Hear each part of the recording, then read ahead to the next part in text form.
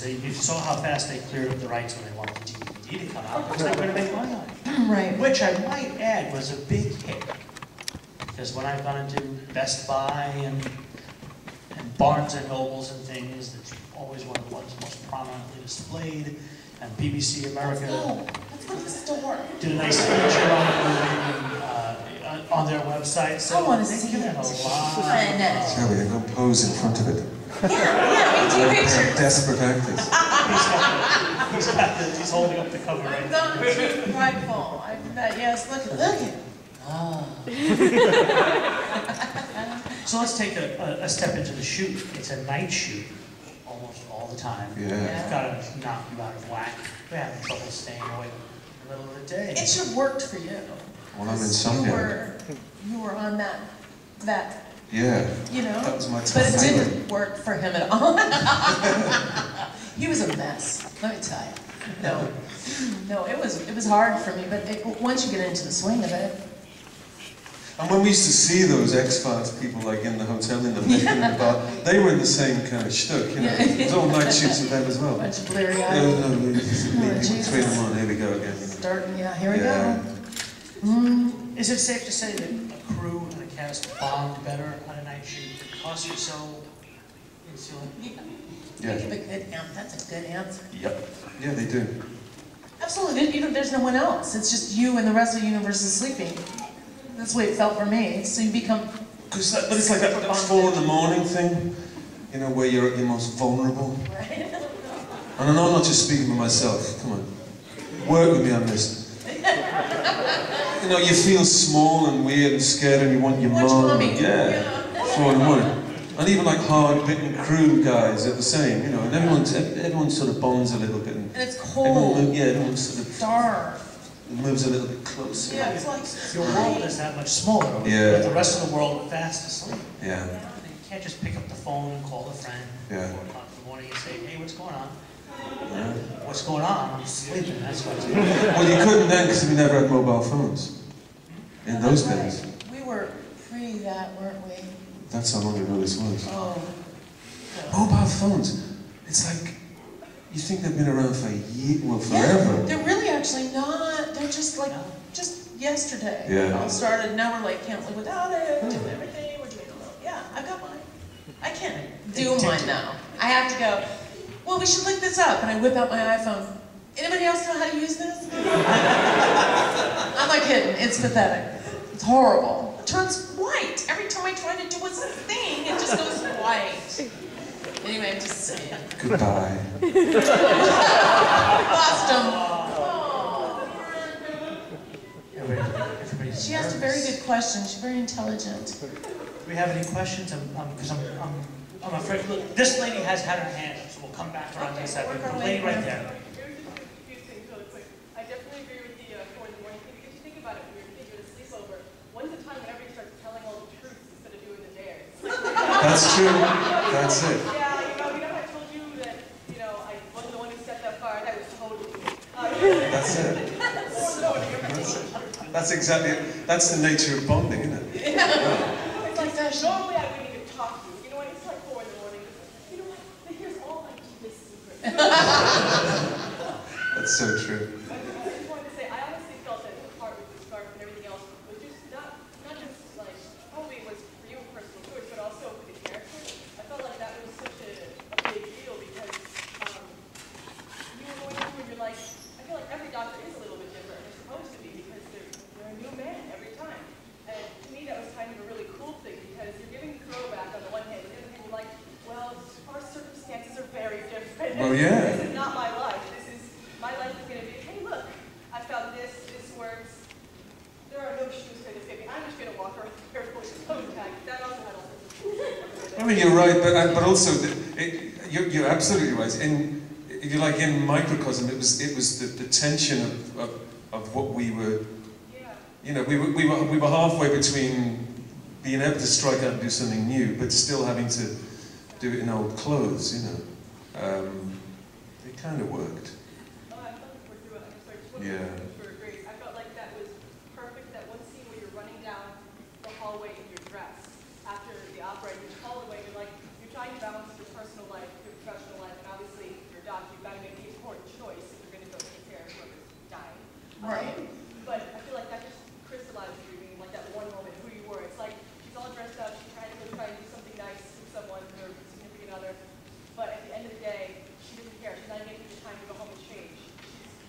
running down the hallway in a ball gown because it's more important for you to get there in time to save someone's life. You know what, I just feel like you're so generous because honestly, I think they just like the visual of it. You know? It's like, come on, this groovy dress, the girls were all present and they counted for, and they slow-moed the music. I mean, come on. So, well, you know what, who can blame them? Right? It was a moment, and luckily it meant something more than that to you. So thank you for that. Well, I'll have you know that when you screened that movie a month and a half ago, that scene got enormous applause. Enormous applause, so they all agree with you. The gentleman down here had a question. Yes, Sandy. I wonder about it.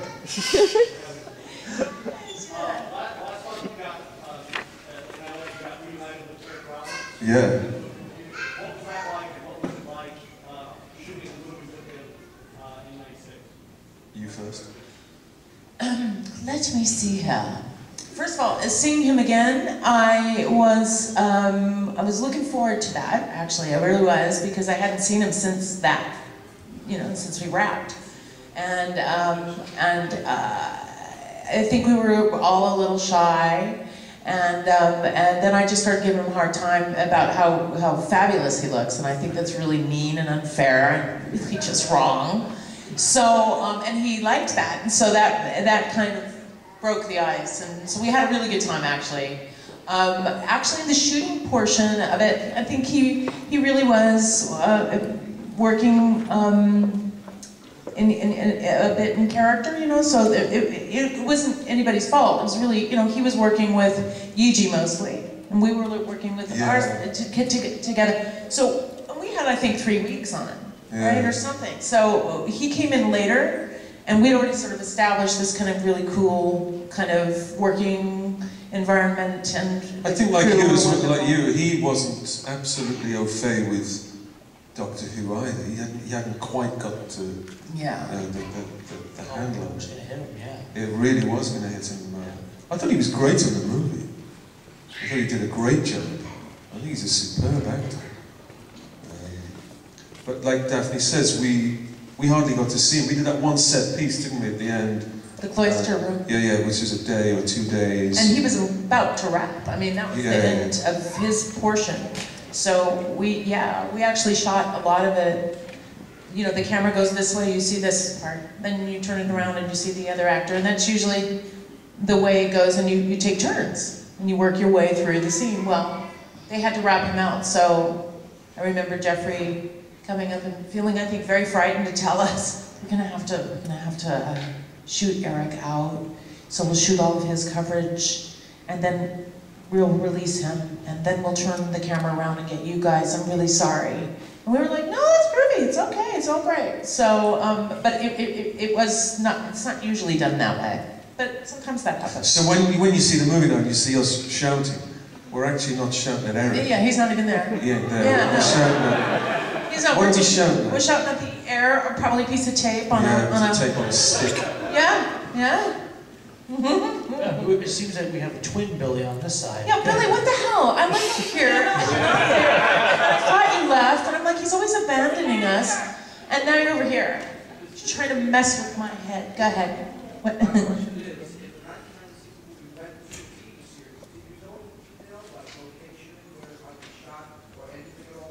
That's all you.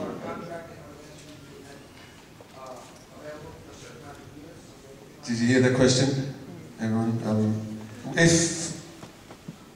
What I do know is that if the series had gone, I mean, if it had happened, that is me, my family, my kids, we would move to Vancouver. There's a standard contract, probably still in operation here, to do a pilot, you're not even allowed to shoot the pilot unless you sign a contract that says, effectively, you're theirs for 5 years or 6 years. Or 7. Or 7 now. And of course it's kind of one-sided, because if it doesn't happen, you're straight out the door. But I know my kids were babies at the time when we had to look for schools. You know, we prospectively looked at houses in Vancouver, so it would have, I think that's a clue as to what would have happened. We would have stayed there. Discussion of any storylines or where things would go? Well, only the discussions personally that I'd had with Philip Siegel as far as, but that was really only to do with the character itself, the Doctor character, where that was going to go. But no, I wasn't party to any discussions on storylines or, 6 months hence, a year hence. I don't think they would have trusted me with the secrets anyway. Quite right. Can't, yeah, collapse everything. Yeah. I wonder if they still have that option, by the way. They may recall you at any time. You never know. Call my ring and they say, Paul, remember that option? Yeah. We need you. Come on Yeah. down. We're starting Monday, Yeah, yeah. we're starting Monday. Yeah. Andrea, you had a question down here. Yeah, talking about Eric Roberts, the one thing that bothered me, and I'm curious about this now, about his performance as a master, is I always felt he should have sounded just a little bit British, because it was no longer Bruce's consciousness. The master completely subsumed him. So shouldn't he have sounded a little bit more like, like England? I can honestly say I never thought of that before. And I don't think that, I don't agree with you personally, particularly. I don't think, I think that, he sounded great.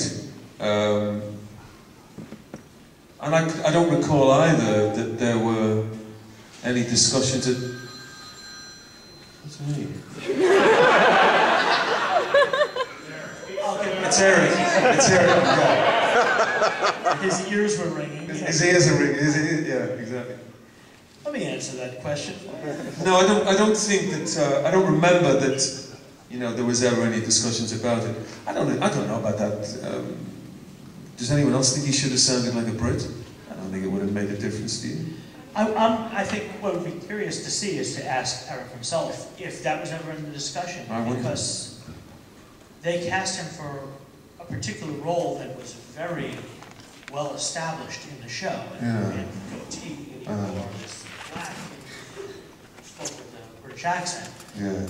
Well, you have Eric Roberts, so perhaps the accent's a little tough for. He may just say, "Oh, I'm not going to do that." But I know that he was asked about goatee, and apparently rejected the idea. Yeah. And he just kind of blew it off and said no. Again, I think it's probably in the spirit of newness. That there were certain opportunities that we had to just go in a new direction. I'm sure that was really the chief consideration with that. That they needn't be reverent about these things. They could take it somewhere else. I think they made the right decision. I really do. Edward.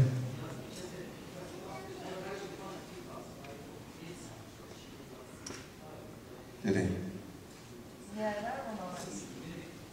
And I know if ever I was in the room, he would mimic me.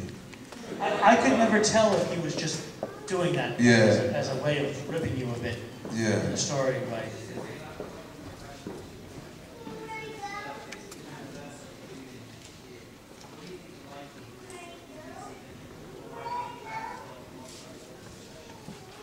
There you go. This is the question that keeps coming up. Big question. Are they going to call me back for the 50th? Listen, I think that I'm saying this since February.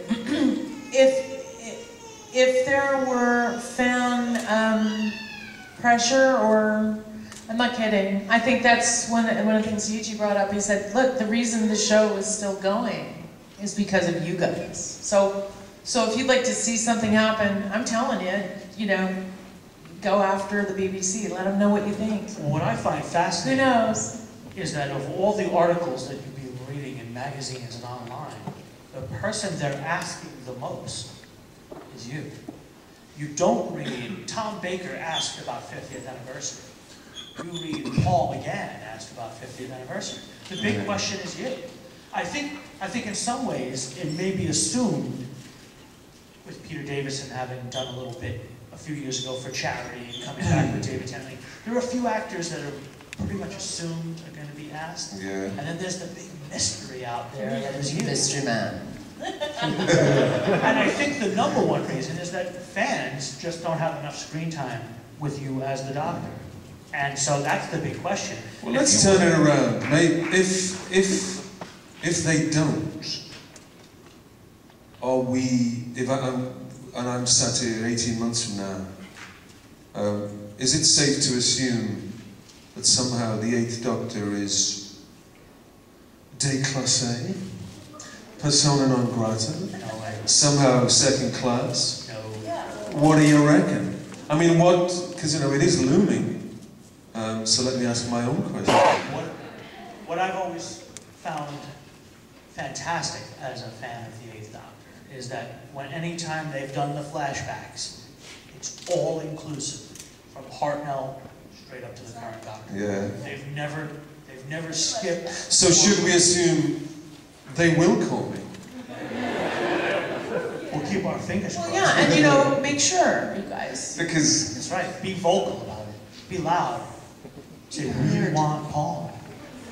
Because I don't know. All I know is since 16 years ago, since we walked off the set, the phone has never rung. No one's ever called me to do anything. So was that plangent, pining? Big Finish call when you're doing audios. Yeah. I mean, I don't mean prolific. I mean to shoot anymore. There is a big chance, isn't there, with the 50th? But let's wait and see. Yeah, we'll have to I'm on the edge of my seat. and find out. The lady in the yellow right here. Sheridan.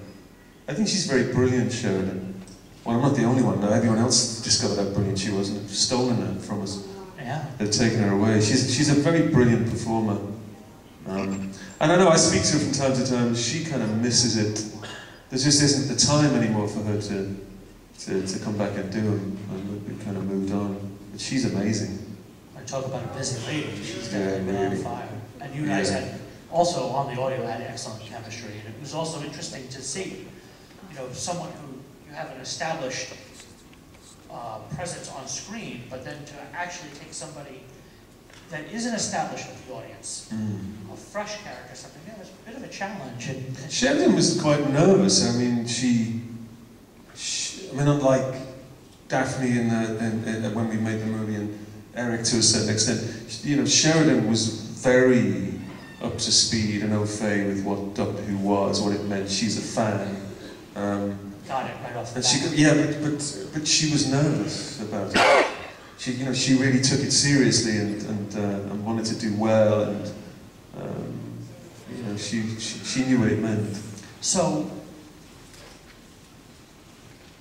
Yes. we have to. Yes. Now that Hello. He had a condor moment then, didn't he? I don't remember those condor moments. I have those moments more and more these days. just as much as we need to be vocal about.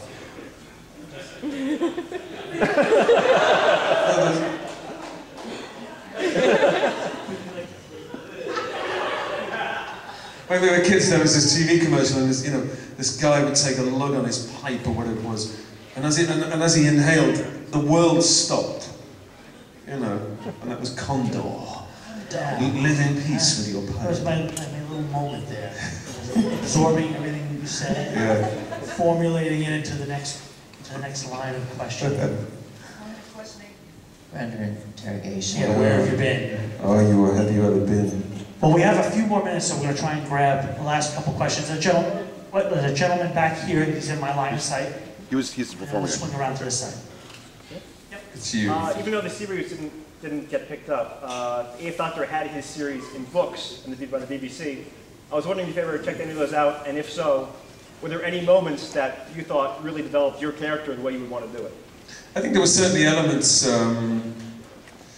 the discussions that I mentioned before with Philip Siegel before we got to shoot the pilot, the discussion between he and myself about, where, if the thing went to series, the kind of nature of the character, where we'd go once we had carte blanche, effectively. And certainly some of those elements are in the books, and certainly in the audios. He's a much more troubled character than you see, I think, They ran with some of the ideas that they did. You were hoping to explore. Not all of them, I have to say. We had a few aces up our sleeve. And you had a minute to do some comedy as well. A little bit of comedy. Comedy's terrifying. Okay, so this gentleman back here, go ahead, sir. Thank you.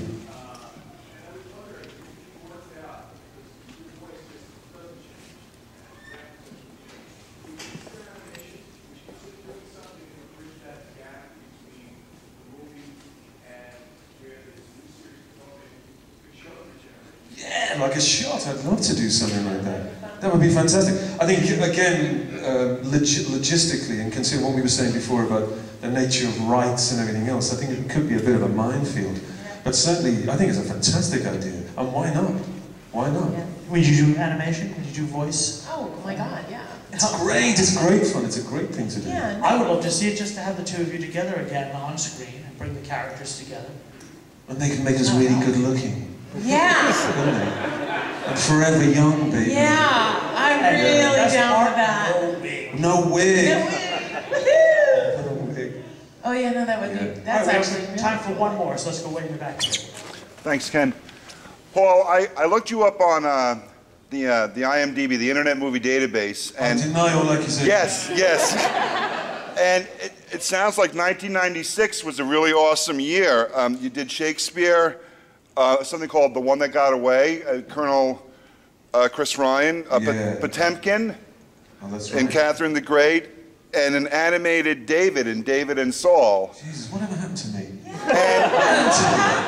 And of course, Doctor Who. I mean, those are I was on a roll. Those some awesome male roles. What Yeah. was that year like? You know, all those characters like. And then was the Doctor role in the middle of that? At the end? At the beginning? It was after the Soldier Boy character, the one that got away. That's why I had my hair was actually then it was very short. It was like Chris Eccleston's. It was in the, so I had this short hair. And Phil Segal freaked, so I ended up with this wig on.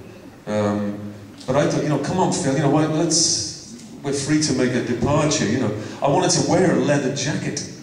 I wanted to have this short kind of buzz cut. And that bastard Eccleston stole my thunder. So it came after the Soldier Boy part, yeah. I'd just been in South Africa for, Wow. 3 months shooting that film. Yeah. God, I was on a roll then when you say that. It's awesome. That made me feel nostalgic. Well, that's about all the time we have for this No, discussion. I'm not stopping. No, you got something. I gotta wait here, everyone. What? No, I'm just saying, we're not ending now. We're not stopping. This is how demanding I've she decided is. this is going to go on forever. Whatever. We could never get home, when we I'm made the enjoying it. movie, she couldn't get home. She would always just want to carry on. I'm enjoying it. People will just have to deal, so none of you can leave. We're all trapped. Maybe they'll bring us some food or something Yeah, later. It's a But I city. guess no alcohol because we're on a campus, But which you- is such a drag. Is that Come right? on. Yeah, we can't drink here.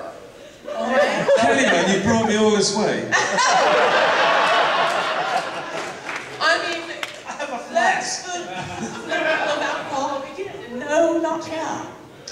So we have to do like the Well, I want to take a second to mention that Yes. you'll be on the Star Trek panel in a little while. I'm Yes, sure. yes. Because you played Melora in Yes, Deep Space Melora, Nine, Deep Space Nine. Oh one my of the most God, I'm a legendary- crossover. And what else? I'm singing in the cabaret, and there will be a surprise for any of you who went to Really? come and experience it. Wow, when's that today? And that's tonight at 6. And In this room? in this very room, which I like. Very I'm learning, I'm listening, I can hear it. The acoustics, it's all getting very groovy. And you So- have a CD and a book I out. do. I have a CD and a book.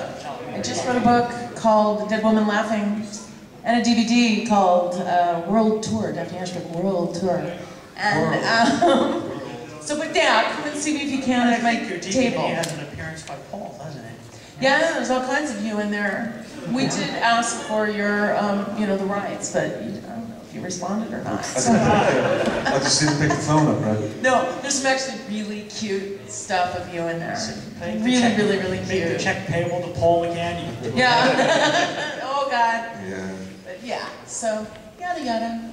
And Paul will be back for the Big Finish mega panel at 4 o'clock, I believe, right here. In this room? Yeah, we're going to talk about Okay. Big Finish, but in the meantime, we're going to do a little signings. You're both going to be back doing some signings. Paul will be up on the track. Thank you for your time. So, Lovely to ladies and spend an hour gentlemen, with you. Paul McGann and Daphne Ashbrook. I'll see you later. It's the Stony Brook, I'll see you later.